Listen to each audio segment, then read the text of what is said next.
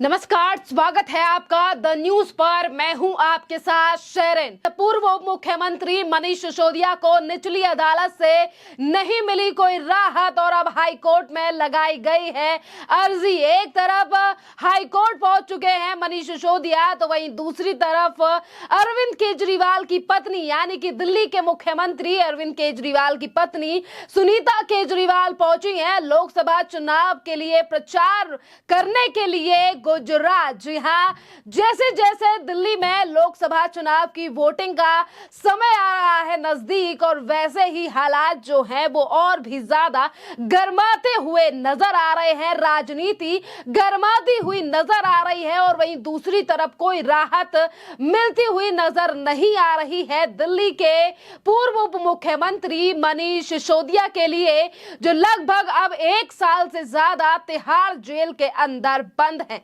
दरअसल पूर्व उप मुख्यमंत्री मनीष सिसोदिया और आम आदमी पार्टी के नेता मनीष सिसोदिया ने जो है वो आज दिल्ली के उच्च न्यायालय में एक निचली अदालत के आदेश को चुनौती दी है, जिसमें आबकारी नीति मामले से संबंधित सीबीआई और ईडी मामले में उन्हें नियमित जमानत देने से निचली अदालत के द्वारा मना कर दिया गया था। और वहीं राउज एवेन्यू कोर्ट ने जो सुनवाई हुई कोर्ट में, वहां पर देरी का कारण भी बताया मनीष सिसोदिया को। दिल्ली के पूर्व उप मुख्यमंत्री मनीष सिसोदिया की लगातार मुश्किलें जो हैं वो शराब आबकारी नीति में बढ़ती हुई नजर आ रही हैं। वहीं अगर बात करें हम मनीष सिसोदिया की, तो देखिए राउज एवेन्यू कोर्ट से बड़ा झटका लगने के बाद अब एक बार फिर से हाई कोर्ट में जो है वो याचिका लगाई गई है। राउज एवेन्यू के आदेश को चुनौती दी गई है। देखना अहम रहेगा कि सुनवाई के दौरान हाई कोर्ट इस पूरे मसले को किस तरीके से लेता है और क्या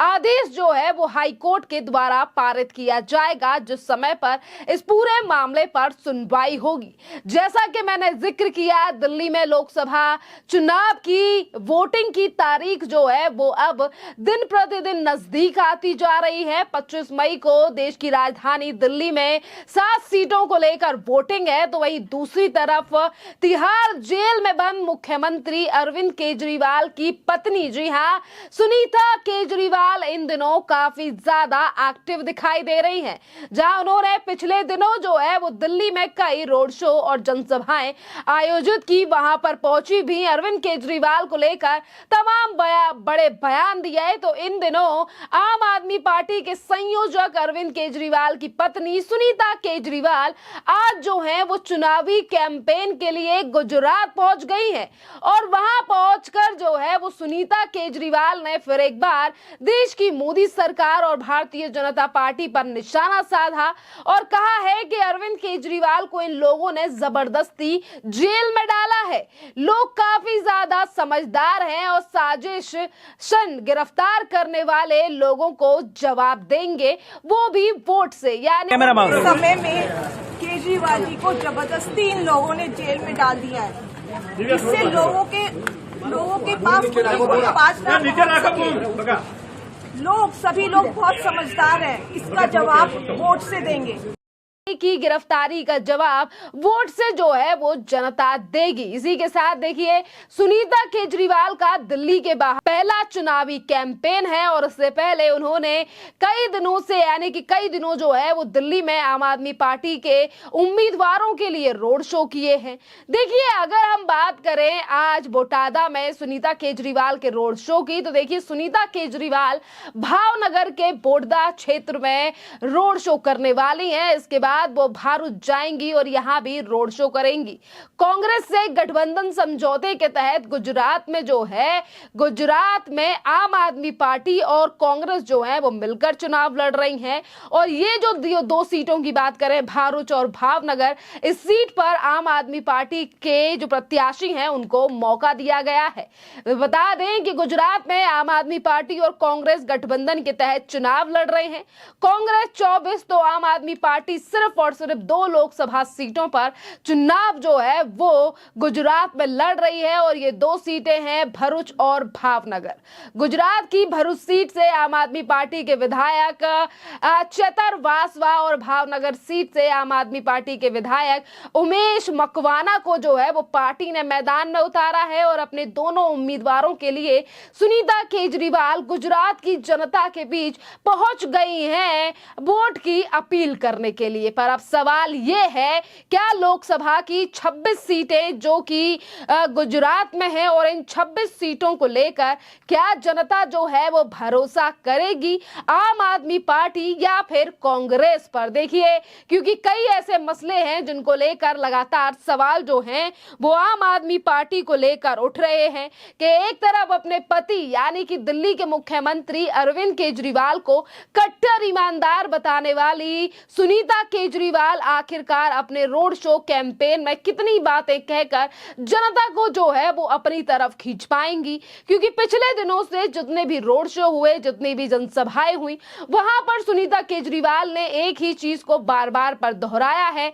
कि गिरफ्तारी का जवाब जनता वोट से देगी और मेरे पति यानी कि दिल्ली के मुख्यमंत्री अरविंद केजरीवाल को साजिशन गिरफ्तार किया गया है। पर मसला यह है कि एक तरफ साजिश बताया जा रहा है, देश की मोदी सरकार को लेकर हमला बोला जा रहा है, ईडी सीबीआई जैसी संस्थाओं के ऊपर आरोप लगाए जा रहे हैं और तमाम याचिकाएं निचली अदालत से लेकर सुप्रीम कोर्ट में लगाने के बावजूद भी दिल्ली के मुख्यमंत्री अरविंद केजरीवाल को कोई राहत मिलती हुई नजर नहीं आ रही है। जिस तरीके से एक के बाद एक बड़ी चीजें इस पूरे मामले को लेकर निकलकर सामने आ रही हैं। एक तरफ देखिए, तमाम ऐसी मीटिंगें शराब घोटाले को लेकर हुई जिसमें कई जो पहले भी गिरफ्तार आरोपी हैं उनके द्वारा भी चीजों को उगलवाने का काम एजेंसी के द्वारा किया जा रहा है और वहीं मुख्यमंत्री अरविंद केजरीवाल को लेकर हर दूसरे तीसरे दिन प्रेस कॉन्फ्रेंस कर जो है वो नए नए आरोप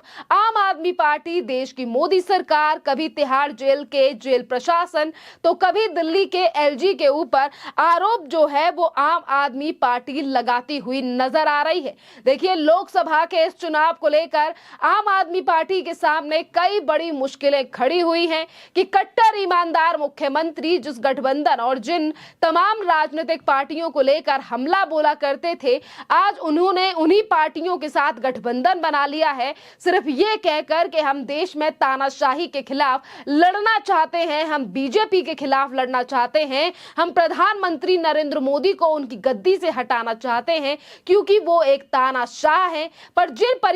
जिस परिवारवाद के खिलाफ अरविंद केजरीवाल ने छेड़ी थी जंग 2013 में, आज उन्हीं पार्टियों के साथ मिलकर चुनाव लड़ रहे हैं। तो क्या अरविंद केजरीवाल पर दिल्ली या फिर गुजरात या फिर अन्य राज्य की जनता भरोसा करेगी? और बात रही कट्टर ईमानदारी की, तो देखिए, दिन प्रतिदिन हर किसी ना किसी बड़े नेता, राज्यसभा सांसद और खुद मुख्यमंत्री अरविंद केजरीवाल को लेकर तमाम बातें एजेंसियों के द्वारा सामने लाई जा रही हैं। तो कट्टर ईमानदार पार्टी पर जनता किस तरीके से इस बार लोकसभा में भरोसा करने वाली है, भरोसा होगा भी या नहीं? दिल्ली की 7 सीटें या गुजरात में 2 सीटों पर क्या आम आदमी पार्टी के जो प्रत्याशी हैं, क्या वो लोगों का भरोसा जीत पाएंगे? जी हाँ, एक तमाम सवाल जो हैं वो आज वोटर्स के द्वारा भी उठ रहे हैं कि जो कट्टर ईमानदारी का राग अलापते थे, आज उन्हीं की पार्टी में सबसे ज्यादा भ्रष्टाचार सामने क्यों आ रहे हैं? और वहीं दूसरी तरफ इन तमाम चीजों को छुपाकर